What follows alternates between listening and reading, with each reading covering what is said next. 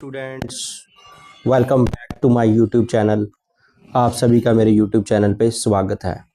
आज का जो मेरा टॉपिक रहेगा, जो आज आपको मैं टॉपिक पढ़ाऊंगा, मोल कॉन्सेप्ट के बारे में पढ़ाऊंगा। ठीक है, ये एक बहुत इंपॉर्टेंट टॉपिक है, इसके बारे में नॉलेज होनी चाहिए। ठीक है, एक बहुत इंपॉर्टेंट टॉपिक है। चलो आओ स्टूडेंट्स, बिना टाइम वेस्ट किए इस टॉपिक को पढ़ें। एक बात और, जिन बच्चों ने अभी तक चैनल को लाइक और सब्सक्राइब नहीं किया, वो बच्चे चैनल को लाइक और सब्सक्राइब कर दें, क्योंकि इन फ्यूचर में बहुत सारे वीडियो केमिस्ट्री के रिगार्डिंग आपको मिलने वाले हैं। अगर आप उन सभी वीडियो को एंजॉय करना चाहते हो तो आपको क्या करना पड़ेगा, चैनल को लाइक और सब्सक्राइब करना पड़ेगा। और आओ स्टार्ट करते हैं आज का हमारा टॉपिक। तो सबसे पहले डेफिनेशन रीड कर लेते हैं। ठीक है, सबसे पहले डेफिनेशन को रीड कर लेते हैं। क्या होता है मोल कॉन्सेप्ट? मोल कॉन्सेप्ट क्या होता है? Mole is the amount of substance which contain 6.02 to 10 raised to power 23 particles. These particles may be electrons, proton, atoms, molecules, etc. ठीक है, मोल क्या होता है? मोल क्या है? एक अमाउंट ऑफ सब्सटेंस, किसी भी अमाउंट ऑफ सब्सटेंस में अगर कितने 6.02 to 10 raise to power 23 particle होंगे। ठीक है, किसी भी अमाउंट ऑफ सब्सटेंस में अगर 6.02 to 10 raise to power particle होंगे, उसको हम क्या बोल देंगे? मोल बोल देंगे। उसको हम क्या बोल देंगे? मोल बोल देंगे। अगर किसी के आगे भी हमने मोल लगा दिया, ठीक है, किसी के आगे भी हमने क्या लगा दिया? मोल लगा दिया, तो उसमें कितने पार्टिकल रहेंगे? 6.02 to 10 raise to power 23 particles रहेंगे। ठीक है, फॉर एग्जाम्पल जैसे कि हमने लगा दिया 1 मोल ऑफ फैन, तो कितने रहेंगे? 6.02 टू 10 रेज टू 23 फैंस। ठीक है, मतलब किसी भी चीज़ के आगे जब मोल लगा देते हैं तो उसमें कितने पार्टिकल रहते हैं? 6.02 to 10 raise to power 23 particles रहते हैं। ये पार्टिकल कौन कौन से होते हैं? ठीक है, केमिस्ट्री में ये पार्टिकल कौन कौन से हो रहेंगे आपके? Electrons, proton, atoms, molecules. ठीक है, इलेक्ट्रॉन्स रहेंगे, प्रोटॉन्स रहेंगे, एटम्स रहेंगे, मॉलिक्यूल्स रहेंगे। ज़्यादातर जो हम बात करेंगे इन्हीं पार्टिकल की बात करेंगे न्यूमेरिकल में भी, कि नंबर ऑफ मॉलिक्यूल्स पता करो, नंबर ऑफ एटम्स पता करो, नंबर ऑफ इलेक्ट्रॉन्स पता करो, नंबर ऑफ प्रोटॉन्स पता करो, इनके बारे में बात करेंगे। ठीक है, तो 1 mole of any substance, 1 mole of any substance, जब किसी भी सब्सटेंस के आगे मोल वर्ड लग जाता है तो उसमें कितने पार्टिकल होते हैं? 6.02 to 10 raise to power 23 particles. इतने पार्टिकल्स होते हैं। और इन जो 1 मोल ऑफ का जो मास रहता है, किसी भी सब्सटेंस का जो मास रहता है, 1 मोल कोई भी सब्सटेंस का मास जो होता है उसको हम क्या बोलते हैं? मोलर मास बोलते हैं। मोलर मास का डेफिनेशन क्या हुआ? The mass of 1 mole of any substance is called molar mass. ठीक है, किसी भी सब्सटेंस का 1 मोल का मास, उसको क्या बोलेंगे? मोलर मास बोलेंगे। ठीक है, उसको क्या बोलेंगे? Molar mass. ठीक है, एग्जाम्पल से देख लेते हैं मोल कॉन्सेप्ट को, एग्जाम्पल से समझते हैं। जैसे मान लो 1 मोल ऑफ सोडियम है, 1 मोल ऑफ सोडियम। तो 1 मोल ऑफ सोडियम का मतलब क्या है कि सोडियम में कितने, देखो सोडियम एक एलिमेंट है, जो एलिमेंट है वो एटम्स का बना होता है। तो जब हम 1 मोल ऑफ सोडियम बोलेंगे तो 1 मोल ऑफ सोडियम में कितने एटम्स रहेंगे? वो बोलेंगे 6.02 to 10 raise to power 23 sodium atoms. ठीक है, अगर 1 मोल ऑफ सोडियम का हमें मास देखना है, हम ऑलरेडी बोल चुके हैं, अगर किसी भी सब्सटेंस का 1 मोल का मास लेना हो उसको क्या बोलते हैं? Molar mass. तो इसका जो मोलर मास रहेगा वो कितना रहेगा? 23 ग्राम। ये इसका क्या हो गया? Molar mass. इसी तरह मान लो अगला एग्जांपल है हमारा 1 मोल ऑफ कैल्शियम। अगर कैल्शियम के आगे भी 1 मोल लगा दिया तो कैल्शियम में 6.02 टू 10 रेज टू पावर 23 क्या होंगे? कैल्शियम एटम्स रहेंगे। ठीक है, कैल्शियम के एक एलिमेंट है, उसमें कितने, अगर कैल्शियम के आगे 1 मोल लगा दिया तो 6.02 to 10 raise to power 23 calcium atoms रहेंगे। तो 1 मोल ऑफ कैल्शियम का मास क्या रहेगा? 40 ग्राम मोलर मास होगा इसका। ठीक है, 40 ग्राम क्या होगा? मोलर मास किसका? कैल्शियम का। चलो ये तो हमने एलिमेंट की बात की थी। ठीक है, अब हम बात करते हैं 1 वाटर की, कंपाउंड की बात करते हैं। देखो कंपाउंड जो होता है वो मॉलिक्यूल का बना होता है।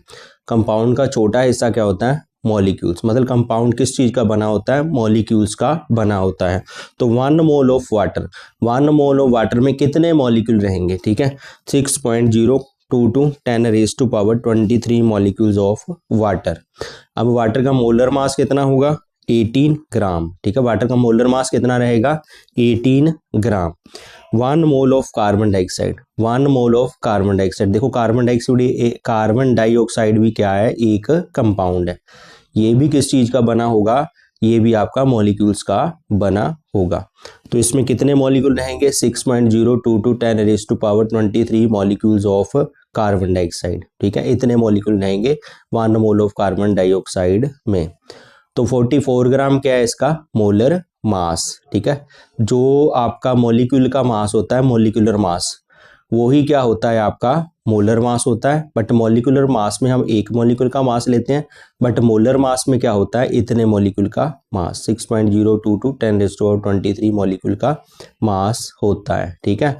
तो इस तरह हम लिख सकते हैं, ठीक है, किसी भी एलिमेंट को, किसी भी कंपाउंड को के आगे जब 1 मोल लगा देंगे उसमें कितने आपके 6.022 10⁻23 एटम्स या molecules, in case of element atoms, in case of compound हम क्या बोलेंगे, मॉलिक्यूल्स बोलेंगे, ठीक है। आगे देखते हैं, आगे नेक्स्ट पेज पे देखते हैं, ठीक है। नेक्स्ट पेज पे है how to find the moles of different element in a compound, ठीक है।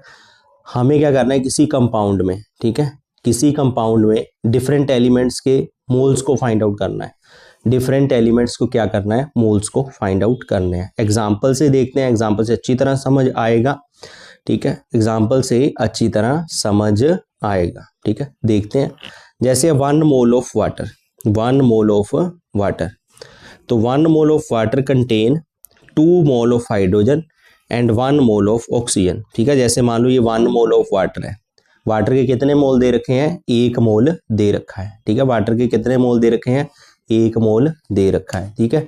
मैं यहाँ थोड़ा समझा रहा हूँ आपको, यहाँ के आपके पास क्या वाटर है, ठीक है, यहीं से पता चल जाता है, यहाँ 1 मोल है, यहाँ वाटर के कितने मोल हो गए, यहाँ वाटर के 2 मोल है, ऑक्सीजन के कितने मोल है, ऑक्सीजन का 1 मोल। अगर मैं पूछूं वाटर के अंदर टोटल मोल्स कितने हो गए, 2 + 3, 2 + 1, 1 कितने हो जाएंगे, 3 मोल। तो टोटल नंबर ऑफ मोल्स कितने रहेंगे इसमें वाटर में, वाटर के 1 मोल में हाइड्रोजन के मोल 2 मोल है और ऑक्सीजन के कितने मोल है, 1 मोल है, ठीक है। तो मैं अगर टोटल मोल्स वाटर 1 मोल के अंदर कितने, टोटल मोल्स कितने हैं, ठीक है, टोटल मोल्स कितने हैं, क्या 3 मोल्स, 2 हाइड्रोजन के 1 ऑक्सीजन का, ठीक है। आई होप ये आपको समझ आया होगा, ठीक है। इसी तरह हम क्या कर सकते हैं, इसी तरह हम क्या कर सकते हैं, चेक कर सकते हैं, ठीक है, इसी तरह हम क्या कर सकते हैं, चेक कर सकते हैं, ठीक है। तो अगला एग्जांपल मैंने कार्बन डाइऑक्साइड का लिख रखा है, कार्बन डाइऑक्साइड के केस में कैसे देखेंगे, ये देखो कार्बन डाइऑक्साइड का केस है अगला, देखो कार्बन डाइऑक्साइड का भी 1 मोल है, ठीक है। कार्बन डाइऑक्साइड के 1 मोल में क्या है, इसको मैं समझा देता हूँ आपको, ठीक है, इसको भी मैं अच्छी तरह समझा देता हूँ, इसको भी अच्छी तरह समझा देता हूँ। जैसे कार्बन डाइऑक्साइड है, ये आपका CO2 है, ठीक है, 1 मोल ऑफ CO2, इसमें आपके कार्बन क्या है, 1 मोल कार्बन का है, 1 मोल कार्बन का, ऑक्सीजन के कितने मोल है, 2 मोल किसके हैं, ऑक्सीजन के। तो टोटल नंबर ऑफ मोल्स कितने हो गए, 1 + 2 कितने हो गए, 3 मोल, ठीक है। तो इस तरह हम चेक कर सकते हैं, ठीक है। तो ये हम किसी भी कंपाउंड के अंदर, ठीक है, उसके एलिमेंट्स के कितने मोल्स हैं, ठीक है, वो हम पता कर सकते हैं, ठीक है। तो आगे चलते हैं, ठीक है, आगे चलते हैं। तो आगे देखो क्या है, ठीक है, हमने कार्बन डाइऑक्साइड की बात कर ली, इसी तरह हम ये आपके क्या है, ठीक है, कंपाउंड है, इनमें कोवैलेंट बॉन्डिंग होती है। तो अगर हम आयनिक कंपाउंड की बात करें, आयनिक कंपाउंड की बात करें, उसमें हमें कैसे मोल का कॉन्सेप्ट लगाना है, तो उसमें हमें क्या करना है, देखो NaCl है, उसमें मैं आपको बता देता हूँ, जैसे कि NaCl है, अब NaCl, ठीक है, ये 1 मोल NaCl है, 1 मोल NaCl है। जब ये आयनिक फॉर्म में होगा तो इसको जब आयनिक फॉर्म में तोड़ेंगे तो ये क्या बनेगा, Na+ + Cl-, ठीक है। तो यहाँ 1 मोल Na का, 1 मोल Cl का, ठीक है, मतलब 1 मोल NaCl में 1 मोल Na+ है और 1 मोल Cl- है, ठीक है। 1 मोल के आपके अच्छी तरह लिख देता हूँ मैं इसको, 1 मोल, ठीक है, किसका, Cl नेगेटिव का, ठीक है। इसी तरह मान लो एक और एग्जांपल मैं लूँ मैग्नीशियम क्लोराइड की, मैग्नीशियम क्लोराइड की, इसका भी 1 मोल है। तो अगर इसको मैं तोड़ूंगा, इसको मैं लिखूंगा Mg2+, ठीक है, Mg2+, इसको मैं लिख दूंगा यहाँ 2Cl-, ठीक है। मतलब यहाँ पे 1 मोल मैग्नीशियम का और 2 मोल किसके, Cl नेगेटिव के, ठीक है। 1 मोल मैग्नीशियम का और 1 मोल 2 मोल किसके, Cl- के, ठीक है। तो इस तरह हम क्या कर सकते हैं, किसी भी ऑर्गेनिक कंपाउंड के डिफरेंट एलिमेंट्स के मोल को क्या कर सकते हैं, चेक कर सकते हैं, ठीक है। तो ये मैंने इसके बारे में आपको समझा रखा है, इसको एक बार रीड कर लेना है, ठीक है। तो इसके नोट्स मैं डिस्क्रिप्शन में डाल दूंगा और वीडियो का लिंक भी, ठीक है। प्रीवियस वीडियो इसके जो नोट्स हैं मैं डिस्क्रिप्शन में डाल दूंगा। अगला जो हमारा टॉपिक है, how the mole find in a chemical reaction. Chemical reaction में हमें मोल को कैसे फाइंड आउट करना है, ठीक है। केमिकल रिएक्शन में हमें मोल्स को कैसे फाइंड आउट करना है। देखो पहला एग्जांपल है hydrogen plus Cl2 2HCl, hydrogen plus Cl2 HCl। यहाँ पे हाइड्रोजन के कितने मोल है, 1 मोल, क्लोरीन के कितने मोल है, 1 मोल, HCl के कितने मोल है, 2 मोल, ठीक है। तो इस केमिकल रिएक्शन से ये पता चल रहा है कि 1 मोल हाइड्रोजन का, 1 मोल क्लोरीन का आपस में जब रिएक्ट कर जाते हैं तो 2 मोल किसके बनते हैं, HCl के। अगला एग्जांपल देखो N2+H2, ठीक है, ये क्या बन रहा है, NH3 बन रहा है। तो यहाँ पे हमें मोल चेक करने हो कि नाइट्रोजन के कितने मोल, हाइड्रोजन के कितने मोल और NH3 के कितने मोल रिएक्ट कर रहे हैं। नाइट्रोजन का 1 मोल रिएक्ट कर रहा है, हाइड्रोजन के, ठीक है, सॉरी यहाँ गलत लिख रखा है, हाइड्रोजन के कितने मोल है, हाइड्रोजन के 3 मोल, ठीक है। तो यहाँ मिस्टेक है, यहाँ पे हाइड्रोजन के कितने मोल है, 3 मोल, ठीक है। हाइड्रोजन के यहाँ पे कितने मोल होंगे, 3 मोल, और NH3 के कितने मोल बन रहे हैं, 2 मोल। इसी तरह जब NaCl को पानी में डिसॉल्व करेंगे तो NaCl का 1 मोल है, पानी में डिसॉल्व होने के पास ये जो NaCl है आयोनाइज हो जाएगा, Na+ और Cl- में कन्वर्ट हो जाएगा। Na के कितने मोल है, 1 मोल है, Cl के कितने मोल है, 1 मोल, ठीक है। तो इसी तरह आपका अगला एग्जांपल जो है कैल्शियम क्लोराइड है। कैल्शियम क्लोराइड को जब वाटर में डिसॉल्व करोगे तो ये क्या बनेगा, Ca2+ + 2Cl-, मतलब कैल्शियम का डिसॉल्व होने के बाद कैल्शियम का 1 मोल बन जाएगा और क्लोरीन के 2 मोल बन जाएंगे। मतलब पहले कैल्शियम क्लोराइड का 1 मोल था और सोल्यूशन में अब कितने मोल हो जाएंगे, 3 मोल हो जाएंगे। आई होप स्टूडेंट्स आपको अच्छी तरह ये लेक्चर समझ आ गया होगा, ठीक है, अच्छी तरह लेक्चर समझ आ गया होगा मोल के बारे में। आगे का जो हमारा वीडियो रहेगा हम ये बात करेंगे कि मोल एक नंबर है 6.022 10⁻23, ठीक है। ये सभी एलिमेंट्स के लिए यहाँ भी हम मोल लगाते हैं, जैसे 1 मोल ऑफ हाइड्रोजन और 1 ये, ठीक है, किसी भी एलिमेंट के आगे, ठीक है, जब मोल लगाते हैं तो उसकी वैल्यू फिक्स क्यों आ रही है, सभी के लिए उसकी वैल्यू फिक्स क्यों आ रही है। आगे वाले वीडियो में हम आपको ये बताएंगे और मोल के जितने भी फॉर्मूलाज हैं उसके बारे में डिस्कस करेंगे और अकॉर्डिंग टू टाइप, ठीक है, according to different type of numerical भी करेंगे, ठीक है। तो फ्यूचर फॉर नेक्स्ट वीडियो के लिए आपको वेट करना पड़ेगा। तो आई होप आपको ये लेक्चर समझ आ गया होगा।